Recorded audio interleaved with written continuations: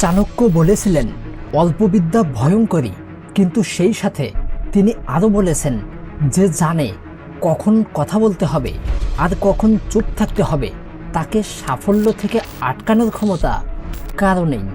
আচ্ছা, কখনো ভেবে দেখেছেন এই পৃথিবীতে যারা সবচেয়ে সফল তারা কি খুব বেশি কথা বলেন, নাকি তাদের চুপ থাকার পেছনেও লুকিয়ে থাকে এক গভীর প্রজ্ঞা? জানেন তো, আসল শিকারী কখনো শব্দ করে না, সে চুপচাপ নিঃশব্দে তার লক্ষ্যে এগিয়ে যায়। তাই মনে রাখবেন, চুপ থাকা মানে দুর্বলতা নয়, এটি আপনার শক্তির এক অসাধারণ প্রকাশ। জানেন তো, বন্দুক থেকে ছোটা বুলেট আর মুখ থেকে বের হওয়া কথা ঠিক একই সুতোয় গাঁথা, একবার বের হলে আর ফিরে আসে না। আপনার প্রতিটি শব্দ যেমন আপনার শক্তি হতে পারে, তেমনি সেটি আপনার সবচেয়ে বড় দুর্বলতাও হতে পারে। আপনার জীবনে কি কখনো এমন হয়েছে যেখানে সেখানে হুট করে কিছু বলে পরে ভুল মনে হয়েছে ইস, তখন যদি মুখটা বন্ধ রাখতাম? আসলে সঠিক সময়ে চুপ থাকা আপনাকে অসংখ্য সমস্যা থেকে বাঁচাতে পারে।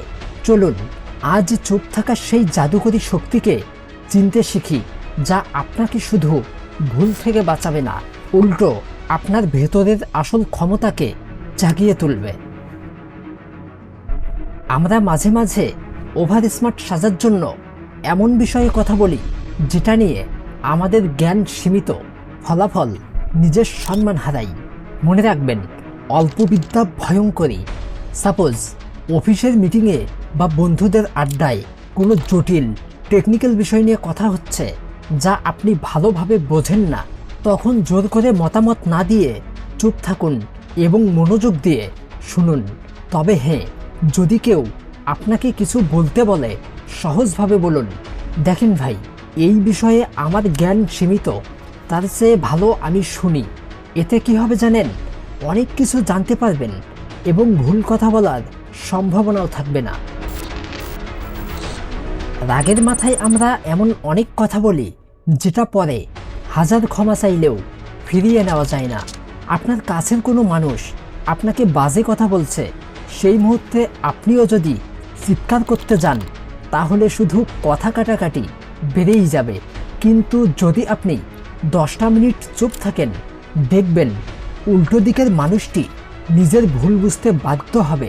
দেখেন ভাই, শব্দহীনতা হলো রাগের সবচেয়ে বড় ঔষধ, আর আপনার চুপ থাকাটা প্রমাণ করে আপনার নিজের উপরে কতটা নিয়ন্ত্রণ আছে। মানুষ যখন খুব কষ্টে থাকে তারা সমাধান চায় না, তারা শুধু চায় কেউ তাদের কথা শুনুক। ধরেন আপনার কোনো বন্ধু একটা সমস্যায় আছে বা চাকরি চলে গেছে, সেই সময়ে সব ঠিকঠাক হয়ে যাবে বা আমার সাথেও এমনটাই হয়েছিল, এসব ফালতু উপদেশের চেয়ে তার পাশে চুপচাপ বসে তার কথা শোনাটা সবচেয়ে মূল্যবান। আপনার নীরবতা তাকে ভরসা দেবে যে আপনি তার পাশে আছেন। দেখেন, অন্যকে নিয়ে সমালোচনা সাময়িকভাবে মজা দিলেও এটি আপনার ব্যক্তিত্বকে সস্তা করে দেয়। খেয়াল করবেন, চায়ের দোকানে বা ফ্যামিলি ফাংশনে আপনার কোনো আত্মীয় বা বন্ধুকে নিয়ে বাজে কথা বলা হচ্ছে, এমন অবস্থায় সেই আলোচনায় চুপ থাকুন। মনে রাখবেন, যে আপনার সামনে অন্যের বদনাম করে, আপনি সেখানে না থাকলে আপনার নামেও এসব বলতে দ্বিধা করবে না। আপনি যদি সেই গপিসে অংশ না নেন, তবে মানুষের মনে আপনার প্রতি একটা আস্থা তৈরি হবে। তারা ভাববে, এ যখন এখানে কারো নামে কথা বলছে না, মানে আমার পেছনেও সে আমার নামে কথা বলবে না। এভাবেই আপনার বিশ্বস্ততা সেখানে অনেক বেড়ে যাবে। চাণক্য বলেছেন, নিজের লক্ষ্যের কথা ঢাকঢোল পিটিয়ে সবাইকে বলবেন না, কারণ যখন আপনি আপনার পরিকল্পনার কথা সবাইকে বলে দেন, তখন আপনার মস্তিষ্ক মনে করে আপনি কাজটা বোধহয় করে ফেলেছেন, ফলে আপনার কাজের উৎসাহ কমে যায়। তাই আপনার পরিকল্পনাগুলো নিজের ভেতরেই লুকিয়ে ফেলুন। অন্ধকারে ঘাম ঝরান, লড়াই করেন, নিজেকে তৈরি করেন।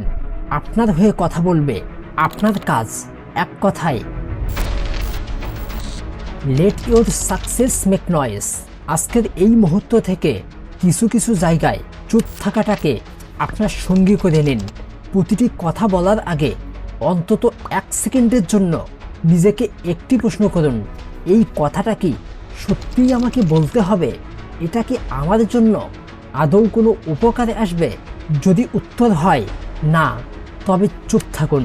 চলুন আজ থেকে একটা সিদ্ধান্ত নেই, অহেতুক কোনো তর্কে জড়াবো না, অজুহাত দেব না।